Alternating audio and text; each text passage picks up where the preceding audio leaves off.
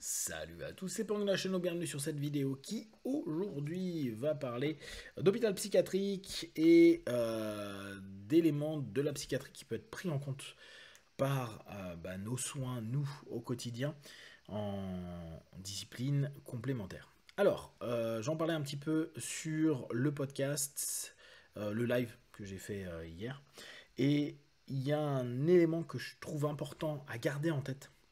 J'en parlais avec un copain donc, qui bosse en psychiatrie dans un HP et on parlait justement de plusieurs éléments, notamment les storytelling que les personnes se racontent, mais aussi de l'objectif de la psychiatrie en HP. L'idée est clairement de protéger la personne qui est là, le patient. Mais ça se fait de façon parfois très violente parce que ce qu'ils tentent absolument de faire, et c'est dur, hein, c'est d'éviter qu'ils aillent plus loin, qu'ils se fracturent davantage la psyché et qu'ils s'enfoncent encore plus dans des méandres psycho-émotionnels où possiblement on ne pourra plus les ramener. On étant les psychiatres, psychos, etc. Et ni même la chimie. Cet élément-là, je trouve qu'il est hyper important à prendre en compte. On n'est même pas dans une dynamique de guérison. Ça peut choquer, se dire un hôpital qui ne guérit pas. Mais en fait, c'est quelque chose qui, pour les personnes qui bossent quotidiennement avec des problématiques psychiques, on se rend bien compte que si la psyché se fracture complètement, si la personne tombe, on n'est pas dans les mêmes logiques qu'une fracture physique. On n'est pas dans une logique de je vais l'opérer. Je vais pouvoir intervenir, faire une intervention chirurgicale. Non. Là, quand quelqu'un se brise, la personne se fragmente. C'est pas dit qu'à un moment ou à un autre, elle arrive à retrouver toutes les parties d'elle-même. Donc, c'est particulier et en plus, malheureusement, la psychiatrie a mauvaise image. Les HP, il y en a de moins en moins. Donc il y a une souffrance humaine qui est de plus en plus présente. Puis en plus, cette souffrance-là, avant on a créé les HP pour donner une condition à cet homme inconnu qui va mal dans la rue. On les a nommés des fous à l'époque. La folie. Mais ça a donné déjà un statut. D'ailleurs, vous pouvez lire Foucault là-dessus, qui disait des trucs vraiment intéressants. Cette notion de se dire, attends, on a des hôpitaux qui en fait vont chercher à ce que tu n'ailles pas plus mal, mais qui ne sont même pas encore à dire on va guérir. C'est une seconde partie, la notion de guérir. Mais te dire, ce que je dois faire, c'est absolument que la personne n'aille pas plus mal, ne tombe pas plus bas, ne se fragmente pas davantage, ne coule pas davantage, quitte à injecter des choses, retenir, vous savez qu'il y a beaucoup de rétention, genre pour pas que les personnes bougent, etc., pour pas qu'elles se fassent du mal, pour pas qu'elles se blessent, pour pas qu'elles se suicident.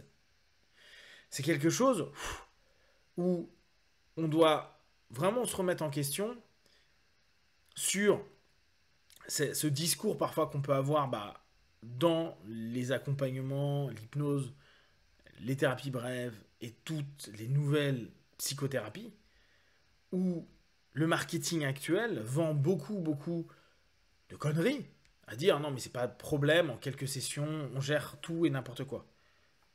La seule limite est ta psyché. Oui, mais si ta psyché, elle est en train de rompre, si ta psyché, elle est en train de se rupter, qu'est-ce que tu fais? Donc, et ça, on l'a pour les personnes qui ont travaillé avec des maniaco-dépressifs, avec de l'hypnose. Vous savez qu'il y a un moyen parfois qui les aide, et il y a des moments ça les aide pas du tout. Hein. Moi, là, j'ai eu plus d'échecs avec des psychotiques et avec les maniaco-dépressifs que vraiment des réussites. C'est de réussir à mettre des ancrages, en fait, pour qu'ils puissent sentir les niveaux où ils commencent à être trop up, trop maniaques, où ils arrivent vers leur phase up ou leur phase down. Et qu'ils puissent aller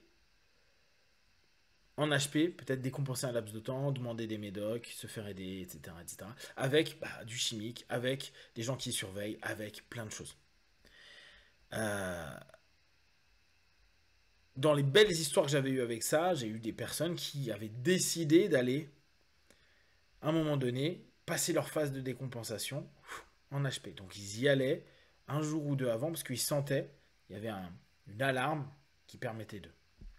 Mais vous voyez, on revient au même truc, c'est juste permettre à la personne qu'elle n'aille pas plus loin, qu'elle se déstructure pas trop tôt, qu'elle décompense pas trop tôt, pour lui permettre peut-être d'être suivi de façon juste, et en tout cas lui permettre, dans un cadre sécurisé à un moment donné, de lâcher toute la tension psychique, physique, tout ce qu'il peut y avoir à ce moment-là.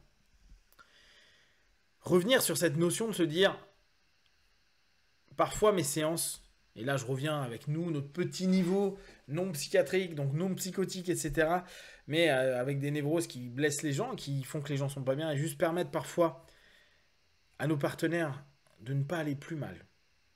Je dis pas d'aller mieux, non, de ne pas aller plus mal, volontairement, de ne pas aller plus mal. Ça peut paraître complètement naïf, complètement con, complètement stupide, genre ouais mais quelqu'un va pas payer X dizaines d'euros pour qu'il aille simplement pas moins mal.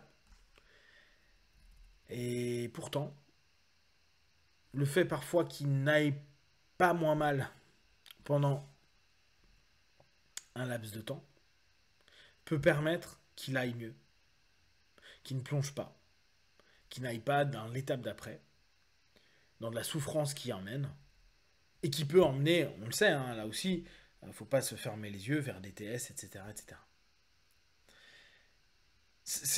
Je trouve que c'est hyper intéressant pour nous de prendre conscience et de se rappeler ça. Parce que je pense que tout le monde en a conscience, mais parfois c'est un peu tabou dans le milieu, on n'aime pas trop en parler, et pourtant c'est quelque chose d'essentiel.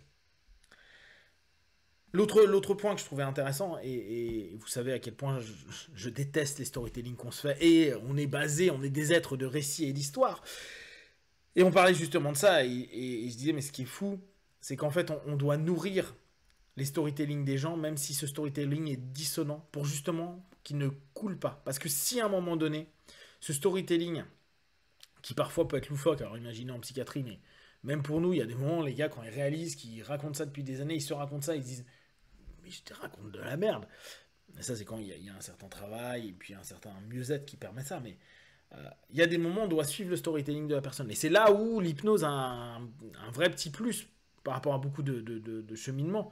C'est que vu que à un moment donné, si on veut passer sur la phase ritualisée et se dire, ok, là, je vais arrêter de le questionner, parce qu'on sent que la personne, elle n'arrive pas à structurer des choses, l'emmener dans notre ritualisé, induction, deepener, suggestion, et après vous pouvez faire des histoires, des métaphores et autres, en reprenant l'ensemble des éléments de ces histoires à lui, peut permettre, en rajoutant des éléments, en orientant une suggestion d'une manière, en touchant des éléments où on sait que psycho-émotionnellement parlant, ça peut le maintenir dans quelque chose, même si c'est pas hyper sain pendant un laps de temps, mais c'est moins malsain que le fait qu'il tombe plus bas. Et là, l'hypnose peut aider justement à maintenir, à faire en sorte que ça n'aille pas plus mal. Et ça, je trouve que c'est beau, même si, bien sûr, vous allez rarement faire de la pub sur le sujet, à dire, bon les gars, grâce à l'hypnose, je peux vous maintenir dans votre état de merde actuel, mais coup de bol, vous n'irez pas plus mal. Ça, je pense que ça serait pas très très bankable. Néanmoins, pour nous, hein, en prise de conscience, en réflexion, c'est quelque chose d'important à garder en tête, et savoir que ça fait aussi partie de nos attributions, avec des gens qui viennent et qui, pour l'instant, ne sont pas prêts d'aller mieux, mais juste de se maintenir pour ne pas aller plus mal. Si vous avez des questions et des remarques sur le sujet, partagez sur Facebook, YouTube, j'y répondrai le plus rapidement possible. Et comme d'habitude, de tout ce que je propose, ne prenez que ce qui est bon et juste pour vous. Testez, observez, analysez et concluez. Be one. Ciao.